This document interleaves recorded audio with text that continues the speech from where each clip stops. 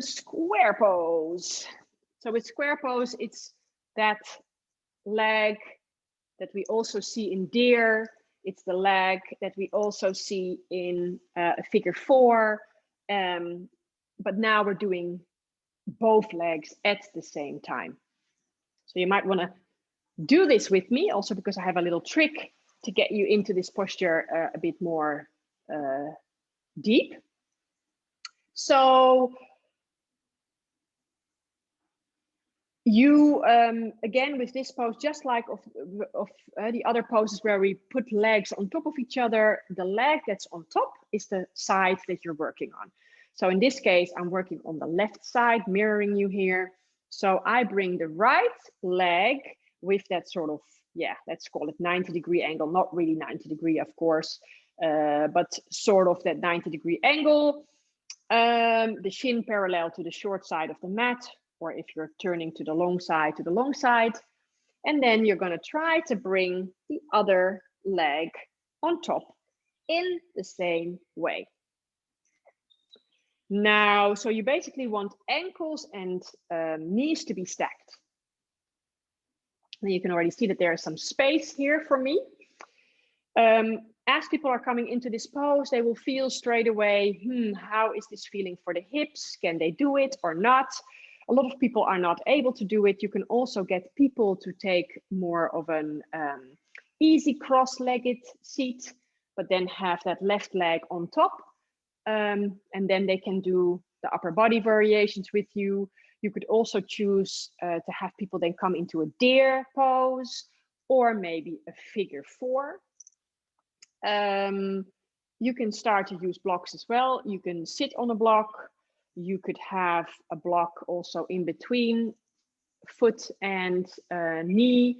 You could also have a block in front of, so say that this knee is really up high. Try bringing a block in front of the other knee and then bringing the ankle onto that block. Also, the foot can be on the floor. Depends a little bit on what feels better for them. I would say the more the legs come wider, so ankles and knees are not on top of each other, but they're separated more, that probably makes it more easy, or people do more like an easy cross-legged seat with that sort of left leg being then more in front or on top.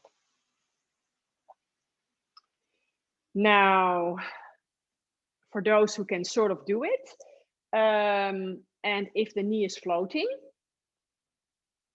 then if the knee is not in pain, then it's okay. But also, remember what I said with deer and also with figure 4, when the shins are parallel to the short side of the mat or the side of the mat you're facing, and the knees are sensitive in this sort of 90-degree angle that we have, this shape, then flex the foot. When we flex the foot, we start to engage muscles that are engaging around the knee, stabilize the knee. And remember the finger. When the muscles are engaged, I can't move it. When the muscles are relaxing, I can really move deep into the joint. And that is for the knee, maybe not so smart. Now, if the knee is up high, I hope that you are in this pose like this with me. Now, what I can do to get the knee down lower is I can bring, so the left leg is on top here. I bring my hands to the left side and then I start to lift the right knee up. The foot automatically comes with it because it's on top of that knee. I come back. I already see and feel a little bit of difference, but I can do it again. Lift it up. And now as I'm coming down, now the knee is completely down onto the ankle. Yeah, so I hope that you did that little test with me and that it's working for you as well.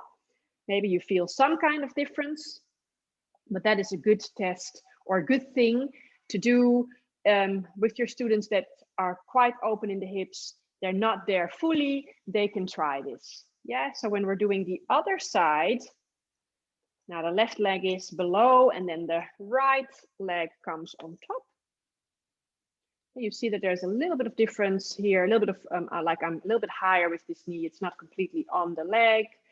So right leg on top, hands towards the right, and I start to lift the left knee up. I do maybe once and already feel like the knee is coming down, but I do it again. And then I come down, and now the knee is really relaxing completely down onto the ankle. It's a great tip. I actually got this from one of my students time back.